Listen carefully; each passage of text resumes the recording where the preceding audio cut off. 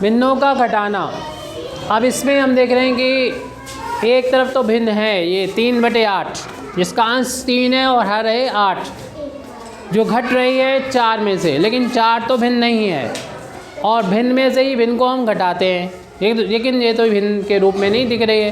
तो इसे भिन्न के रूप में ऐसे लिख सकते हैं कि हम लोग जानते हैं अगर 4 को 1 से भाग देंगे तब भी कितना आएगा, 4 ही आएगा। यानी 4 को 1 से भाग देते हैं तब भी 4 आता है।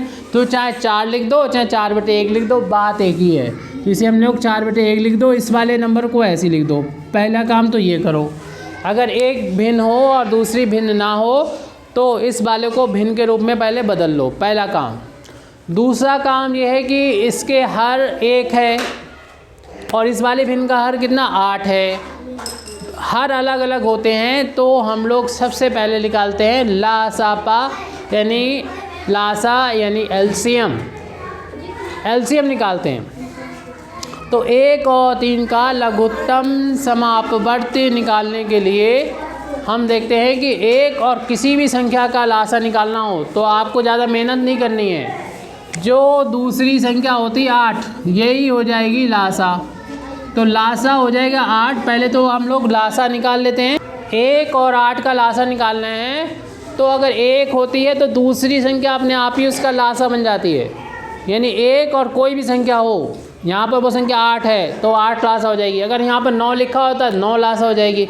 तो 1 और किसी भी संख्या के लासा वही संख्या होती है जो यहाँ लिखी होती है।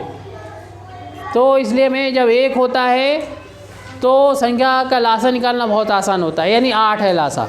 ज़्यादा मेहनत करने की ज़रूरत नहीं, अलग से निकालने की ज़रूरत नहीं। अब क्या करते हैं, इन दोनों के हर को 8 बनाएंगे, लासा के बराबर बनाना पड़ता है। इसका तो पहले से बना हुआ है, यानी हमें इसमें मेहनत कम करनी है। इसका लासा में 8 बनाने की ज़रूरत ही नहीं। क्यों? क्योंकि पहले से ही ये 8 है। इसका लासा 8 बनाना है।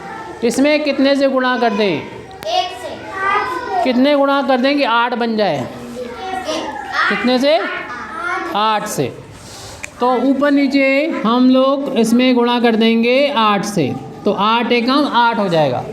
ऊपर भी 8 करना पड़ेगा, नीचे भी 8 का गुणा करना। बाकी जो लिखा है माइनस तो लगा दो, 3/8 है वो भी लिख दो।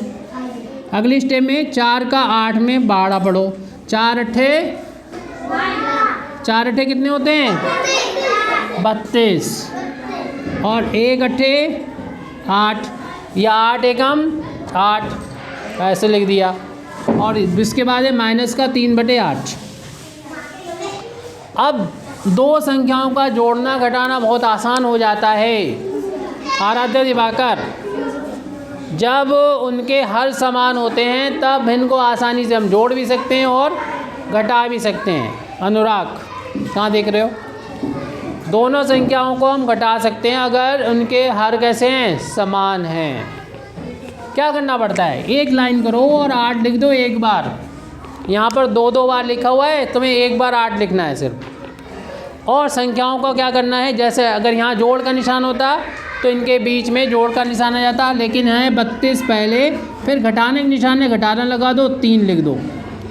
उसके बाद क्या करोगे, इसमें 32 में से 3 को घटा दोगे। 32 में से 3 को घटाओगे, 3 में क्या होता है, 3 में होते हैं 2 होते हैं और 1 होता है। 3 में कितने होते हैं, 2 होते हैं और 1 होता है, तभी तो 3 बनता है। 2 और 1 3, तो 2 ये वाले हट जाएंगे, पहले तो ये वाले 2 हट जाएंगे। अब कितना घटाना बचा, जब इसमें 2 हट जाएंगे तो 30 हो जाएगा। ये 30 में से 1 कम करोगे कितना बचेगा, 29। तो 29 लिख दो। 29 कै पे गए 29 होते हैं, 2 पे 9, 29 बटे में 8 है। तो इस तरीके से 29/8 हो गया। इस 4 में से हमने घटा दिया 3/8, तो वो किसके बराबर आएगा, 29/8 के बराबर आ जाएगा।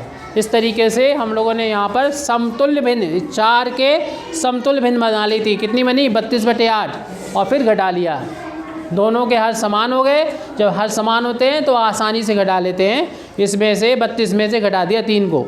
अगर यहाँ प्लस का निशान होता तो यहाँ पर प्लस का यानी जोड़ का निशान लगा देते और उनको जोड़ देते। घटाने का निशान लगा तो हमने 32 में से 3 को घटाया तो 29 आ चुका है। ठीक है।